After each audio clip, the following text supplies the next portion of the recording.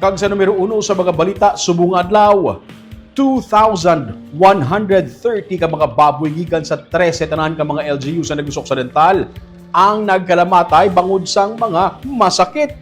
Ini ang base sa pinakaulihi nga report sa Office of the Provincial Veterinarian. Gisiling ni Dr. Plaza Dalemana nga ang 2,100 ka mga nagkalamatay nga baboy hindi man masilingan nagkalamatay sa African Swine Fever o kun ASF. Nalakip man dali pati ang mga ginihaw kag mga ginbaligya. Sa datos ng Philippine Statistics Authority, ang Negros Occidental may ara sang 329,531 ka hog population. Pero kung ibase sa total nga hog population suno kay Dr. Lemana, ang mortality ara sa 0.65% lamang. Ang probinsya, ang parayan nga nagabantay sa mga entry points sini sa Puerto Man, airport, tukon sa kaiping nga mga probinsya.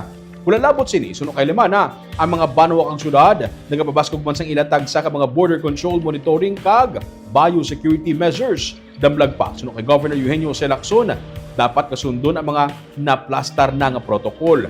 Hindi magkumpiyansa suno sa iya, nalampuwasan na sadto pa sang probinsya ang una nga pag-igo sang ASF.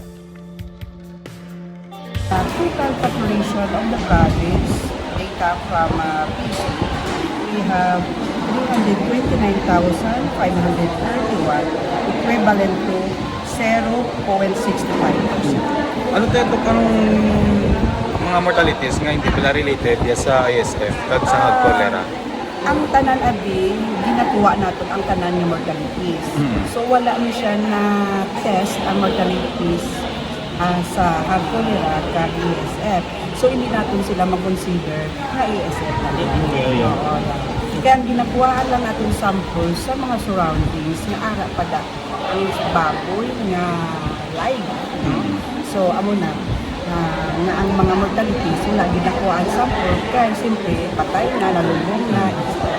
Kag some of these mortalities ang baligya ba lang din slaughter nila, din sale nila, ang iban nag-report nila na mortality daw.